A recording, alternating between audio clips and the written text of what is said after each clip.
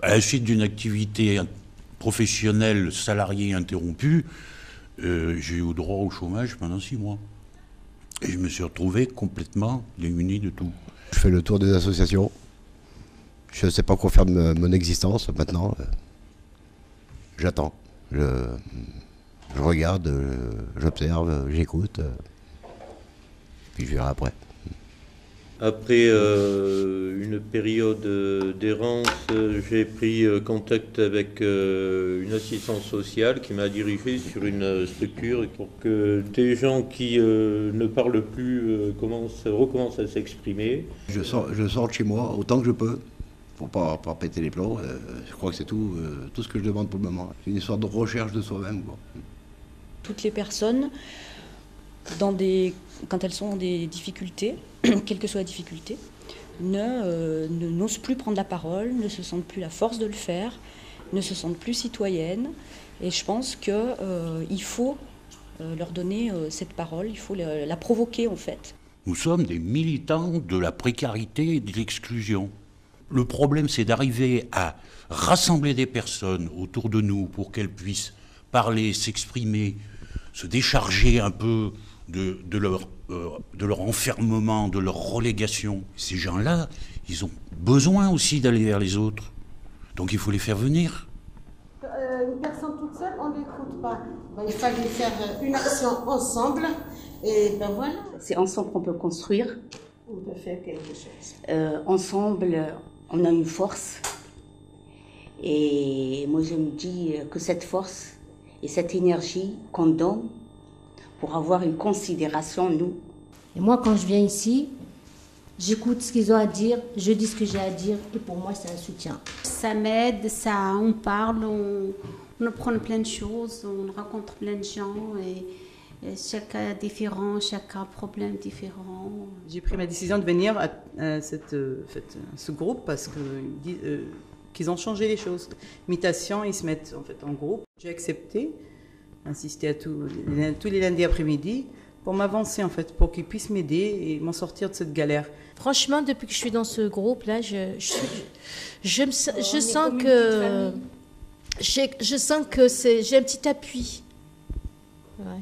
Je sens que je suis pas seule et que je vais pas galérer toute seule. Chaque groupe déjà qui fait un travail et après qu'on se retrouve ensemble pour partager, nous aider, pour partager le travail, que ceux qui ont par exemple de problèmes à l'école, les mamans ils en parlent, c'est-à-dire qu'on se retrouve ensemble.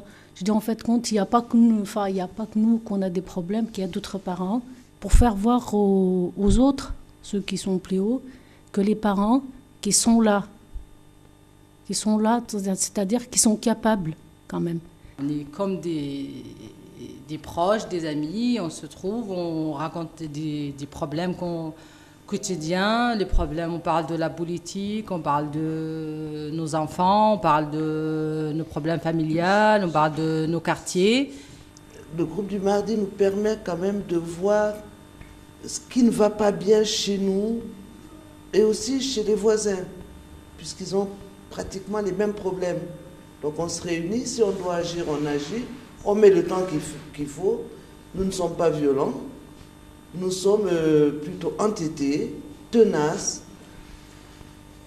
Et quand les bailleurs en ont marre, ils font ce qu'on veut. Le fait d'être dans un sentiment d'exclusion ne doit pas faire perdre de vue que le meilleur moyen d'en sortir, c'est de participer. Le fait d'aller voter ne suffit pas. Après, il faut s'impliquer dans la vie de son quartier ou simplement de son immeuble. Il faut s'impliquer dans le partage de loisirs avec d'autres. C'est comme ça qu'on arrive effectivement à se sortir de l'exclusion. Tous les habitants des Minguettes, du quartier, on avait presque le même problème. Le problème quotidien, que ce soit des charges, que ce soit de ceci, que ce soit de là. On vient au groupe, on les partage entre nous, on discute, on essaie toujours de trouver des solutions. On arrive à trouver des solutions. Il y a de plus en plus de pauvres, ça en France. À Pierre-Bénite, pareil, à Vonvelin, il y a de plus en plus de pauvres. Leur premier souci, c'est pas d'aller voter, de faire ci, de faire ça, c'est de manger déjà. On est entre gens qui se ressemblent, on a les mêmes difficultés. Et les difficultés de ces quartiers-là, c'est notamment, et tout particulièrement la précarité dans laquelle les gens vivent. Avec des RMI, par exemple, on donne le droit aux gens de vivre avec des minimums sociaux qui ne sont pas des minimums parce qu'on ne vit pas avec 600 € par mois. Et on leur dit, soyez contents, fermez-la et surtout ne vous regroupez pas. Et ça, nous, le fait de se mettre en collectif, c'est tout d'abord pour lutter contre ça. On t'a formaté dans un sens où tu peux plus vivre. En fait, tu peux pas te permettre d'avoir de l'espoir, entre guillemets. Là, tu travailles pour survivre. Tu vis pas, tu survis. Et c'est là, le malaise, il est là. Ça, ils ont vu que nos parents, ils ont galéré, ils n'ont pas pu parler, ils ont galéré et tout, dès qu'ils sont venus du bled et tout. C'est vrai que quand on leur disait des choses, ils n'ont pas pu trop répondre et tout. Voilà, ils nous tiennent par des fils, nous. Ils veulent nous faire galérer. Moi, je pense que la démocratie, déjà, là, on va voir que le lait, ça va augmenter. Il y a le pain qui va augmenter. Il y a, et les gens, ils réagissent pas. Et les choses augmentent. Et puis, je me pose la question, je sais pas comment dire ça, où ça va aller? Est-ce qu'on a notre mot à dire? Quand j'étais dans ce no man's land, l'État, les institutions, les votes, les députés, les ceci, les cela, ça ne m'intéressait plus. Ma carte d'électeur, je l'avais balancée en même temps que j'ai commencé à toucher le RMI. En ayant le sentiment d'être exclu, on n'a pas envie de voter. Voilà, on n'a pas envie d'exprimer sa voix. Elle a été retirée, on n'a pas envie de la reprendre. Avec des gens qui descendent dans la rue, que ce soit tout corps de métier, on se demande si, après des élections, donc il n'y a plus d'autres occasions de s'exprimer non plus. C'est voter une fois par année, voire 2 fois. Ça veut dire quoi sur un an, 350 jours, 356 jours, t'existes 2 jours. Voilà. La démocratie, c'est de sentir libre et de s'exprimer, de se sentir capable d'exister. On n'en voit plus d'espoir. Hein. Quand tu vis... faut dire ce qu'il y a, c'est pas évident d'avoir de l'espoir quand tu vis dans des cités HLM, comme on dit, ou dans des bâtiments. Ou... Même, je pense, pour un gars qui habite la campagne ou quoi que ce soit, qui est isolé de la France, du centre-ville, tout ça, faut dire ce qu'il y a. C'est pas évident pour lui de s'en sortir aussi. Hein. Le fait qu'on soit délaissé ne nous permet pas d'évoluer ou de se faire entendre. Et là, c'est un problème de fond qu'il faut essayer de résoudre. Hein. On a fait des actions, on a eu des démarches citoyennes que l'on n'aurait pas eues auparavant. On les a eues parce qu'on était regroupés, donc c'est vrai qu'ensemble on se sentait plus fort. Pour les collectifs Paroles de femmes, on présente les femmes ici. On a fait déjà des marches, on a fait beaucoup de choses pour les enfants et on a fait des marches même à Paris, à Bruxelles, à New York, parce qu'il y a égalité des femmes avec les hommes. Hein. C'est ça qu'on avait fait. Bon, et ça marche. Pour les livraisons à domicile, on s'était battu par rapport à Darty, et maintenant Darty livre sur le quartier. Donc on essaie de faire le même cheminement pour les autres sociétés, parce que ce qui est grave, c'est qu'on achète chez eux, et il y a une garantie. Mais si jamais, comme ils ne nous livrent pas, si jamais il y a un PET sur l'appareil qu'on a, la garantie ne marche plus. Le groupe, on a fait avancer, parce qu'on est groupe, les gens, ils nous écoutent plus, les bailleurs, comme les mairies, comme les quartiers. Déjà, on a obtenu pas mal de logements, on a obtenu un emploi, un poste d'emploi dans la mairie de Villeurbanne. On a réussi d'inviter les bailleurs qui viennent nous voir directement. On a parlé avec eux directement. Avant, on n'arrive même pas à le joindre au téléphone. On a réussi de voir l'adjointe de maire. Voilà. On a réussi de voir Madame le ministre. Si, quand même, on a pu obtenir... Excusez-moi. On a pu obtenir nos appartements déjà. On a quand même un toit. On commence un petit peu à avancer parce qu'il y a un regard.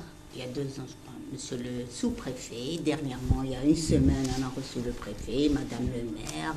On fait des croisements avec les professionnels sur le travail de décrochage scolaire. On fait partie aussi de l'association pour le scoutisme dans les quartiers. Donc déjà, là, c'est comme ça où j'ai commencé à me sentir un peu...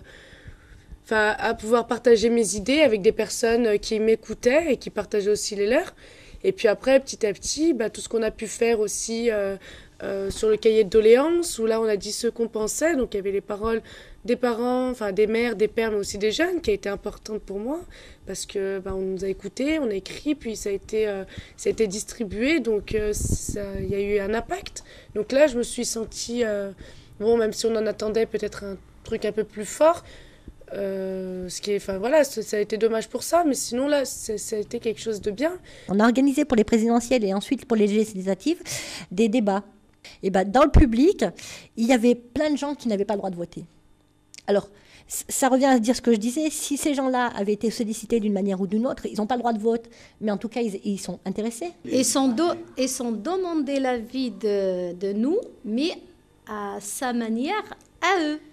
Sa façon à eux de demander les gens comment, parce qu'ils savent bien à travailler, parce qu'eux, ils sont des professionnels, des spécialistes. Je suis allée plusieurs réunions, même avec le maire Gérard Collot, j'étais 2 fois ou 3 fois, etc.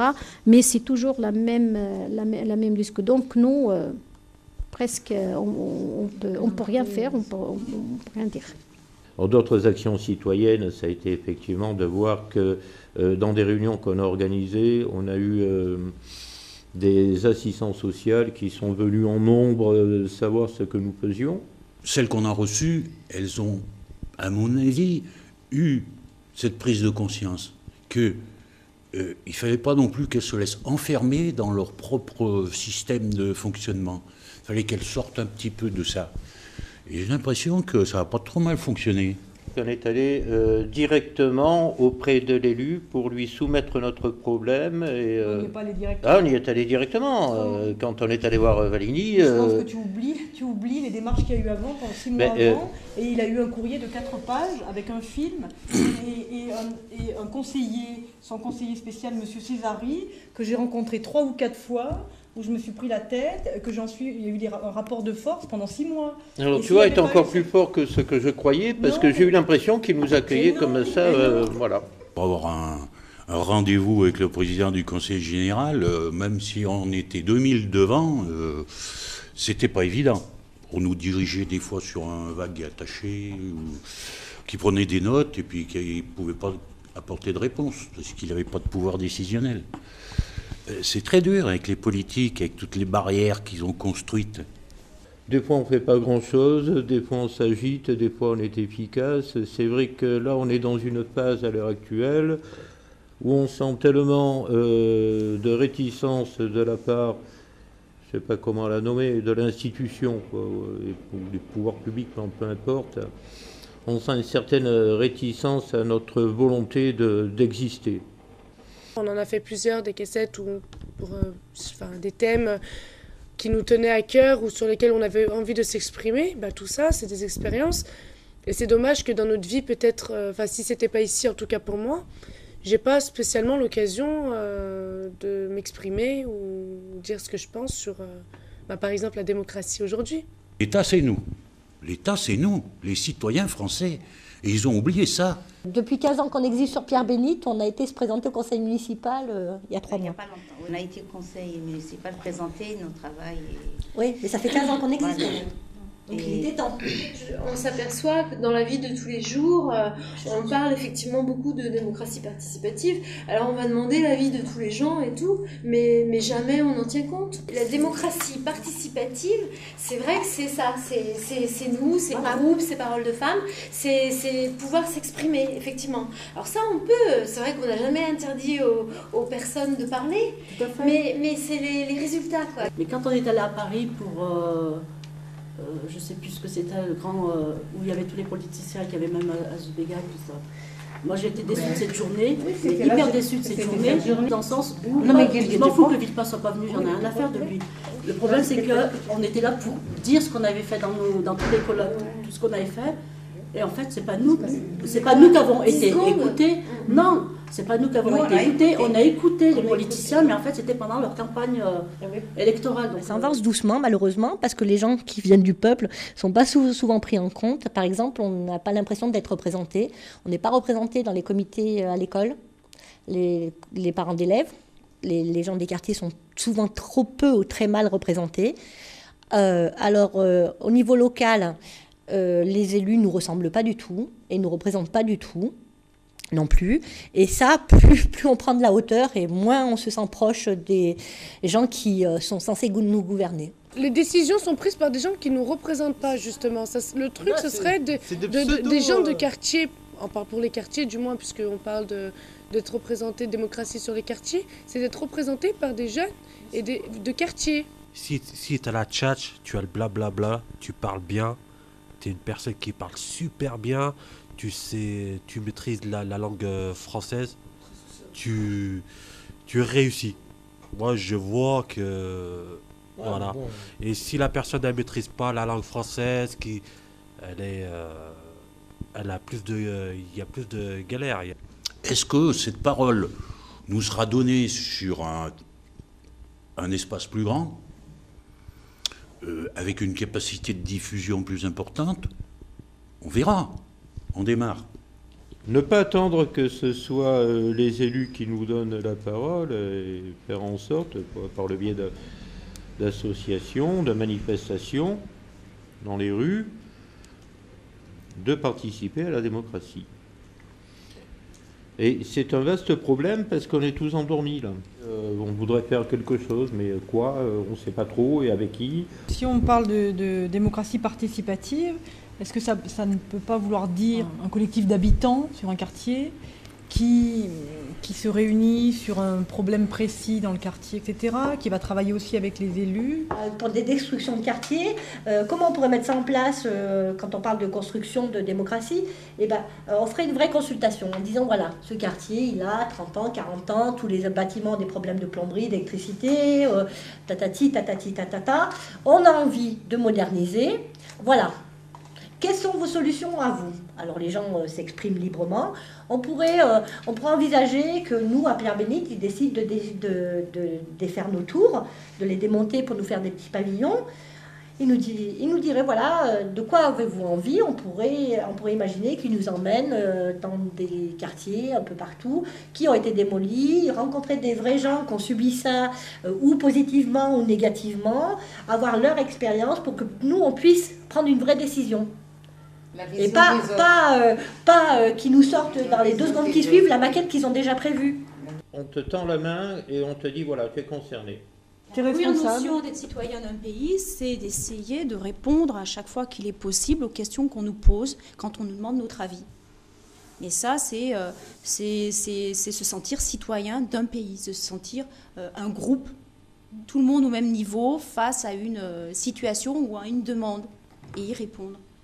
Une société, c'est une famille, avec le dialogue, et avec la concertation, avec l'écoute, avec l'échange. Il y a des choses, les idées sont plus claires et il faut avancer les choses. On veut être décidé avec eux et ne pas toujours être guidé. Ce qu'on veut, c'est-à-dire qu'ils ne décident pas pour nous, qu'ils ne parlent pas pour nous. On aimerait bien aussi, c'est-à-dire travailler avec eux. Dans les réunions, dans le truc comme ça, dans un quartier, il y a un problème. Pourquoi pas qu'ils ne voient pas avec des habitants? Si on fait que des choses qu'entre parents ou qu'entre mères, ça avancera peut-être pas forcément. Mais s'il y a les jeunes qui participent à tous ces dialogues, à tous ces débats... Il faut espérer qu'on fasse plus confiance à la jeunesse de France. Parce que jour d'aujourd'hui, personne ne fait confiance aux jeunes. Surtout qu'on vient d'un quartier ou quoi que ce soit. On est toujours catalogué comme... un jeune de banlieue sans capacité à faire quelque chose, quoi. Alors que la plupart, comme Kader, ou moi, ou Ahmed, on est des jeunes de quartier, on se lève tous les matins pour aller gagner notre croûte et ça prouve bien qu'on est capable de travailler, de s'en sortir, de faire des études. Il faut donner la chance aux jeunes de pouvoir discuter, échanger et parler de ce qui va et ce qui ne va pas pour pouvoir ensuite évoluer et puis changer les choses. Concrètement, on se pose la question aussi de savoir comment, en attendant, on va faire pour évoluer, pour grandir, pour dire ce qu'on pense. On sait pas. Moi, personnellement, je me pose la question aussi, quoi. C'est peut-être des rencontres avec des élus, peut-être des rencontres... mais enfin voilà, concrètement qu'on soit, c'est sûr, peut-être que faire venir des jeunes aujourd'hui c'est peut-être plus dur parce que justement ils se sentent délaissés, ils se sentent pas qu'on s'intéresse à eux. Donc là apparemment, pour les faire venir c'est dur. Comme on a été un peu connus, on a été sollicité à divers endroits, d'abord ici localement à Lyon, à la CEP, ensuite à Bruxelles, après pour l'UPP, etc. Du coup maintenant on est représentatif de parents qui bougent, de parents qui font des démarches. Donc du coup on a été aussi sollicité pour un croisement avec des professionnels de l'éducation nationale. On s'est aperçu que c'était des gens qui avaient envie que ça change aussi au niveau de l'éducation nationale et de l'éducation en milieu populaire. Par exemple, une des propositions, c'est des formations de parents aux maîtres à l'IEFM. Il pourrait être mis en place des petits groupes comme ça de travail un peu dans toutes les régions pour que un peu partout les professeurs et les professionnels de l'éducation sachent qu'on peut faire autrement et qu'on peut faire différemment sans bouleverser la face du monde. On s'est rendu compte que les bailleurs nous envoyaient des quittances de loyer qui étaient un peu n'importe quoi. Donc les habitants sont réunis, il y avait des augmentations notamment sur l'eau, l'électricité. On s'est retrouvé à devoir aux bailleurs plus qu'on ne consommait. Donc tous les habitants se sont réunis. Et on a fait une action pour que les bailleurs nous disent ce qu'on doit exactement. Et je ne vous dis pas les surprises qu'ils ont eues. On rencontre souvent le maire, on a rencontré les TCL.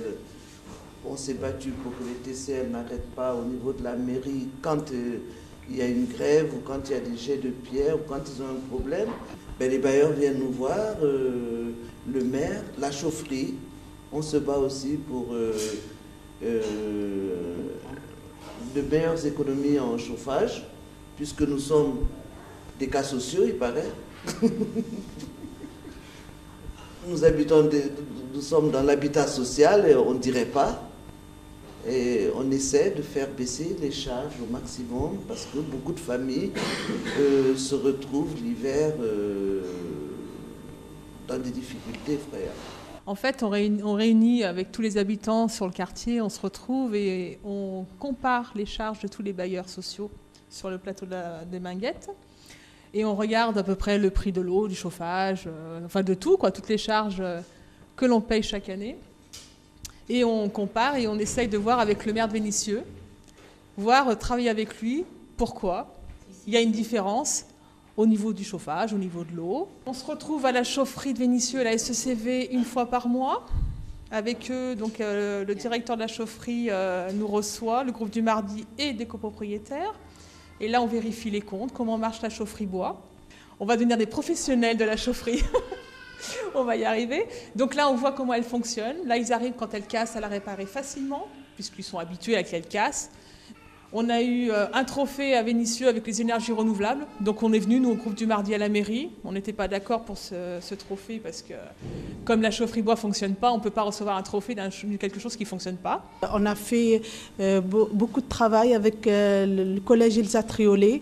Et parmi ça, ce genre de travail avec le collège, bien sûr, la directrice, on a organisé une soirée avec les parents et professeurs et il y avait plusieurs thèmes sur tous les chèques scolaires parce que ici à Elsa Triolet pendant plusieurs années il y a 40% des élèves qui ne peuvent pas les classer nulle part et à 16 ans ils sont vraiment dehors. Il y a un système social dans un pays, nous on marche dedans. On n'est pas des gestionnaires. Les gestionnaires, ils peuvent changer quelque chose. Mais nous on peut respecter derrière et dire on n'est pas content, on ne veut pas de ça. Mais j'ai l'impression, après autant d'années que je suis partie du groupe, qu'on n'avance pas tellement. Les problèmes qu'on rencontre, on est dépassé souvent, nous, personnellement, parce qu'on ne peut pas bien trouver de solution. Même les bailleurs, même le maire, quelquefois, eh bien, il faut beaucoup de démarches et c'est long pour obtenir quelque chose. Et il faudrait une démarche qui aille plus loin, même jusqu'au niveau politique plus haut, quoi. Et même nous, c'est vrai que c'est en partageant, en cherchant ensemble qu'on trouve un peu des solutions. Et puis en se battant, en préparant des dossiers, comme ça a été fait là. C'est vrai qu'on arrive à obtenir quelque chose quand on est plusieurs. Donc le but aussi est d'être présent et représenter les gens qui nous ressemblent, donc les gens issus des quartiers populaires, de façon efficace. Tant qu'on ne sera pas dans les listes municipales et régionales, on n'aura pas réussi. S'il y a moyen de faire une assemblée de quartier, c'est une sorte d'assemblée de quartier. Mixte, avec des gens de quartier. Mais quartier, moi, c'est assemblée de quartier que les...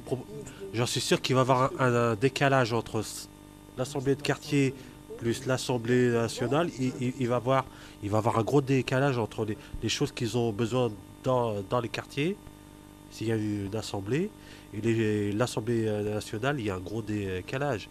Parce que ce n'est pas les mêmes besoins. La démocratie, ça devient de l'argent. La démocratie, ça devient du commerce, c'est un business.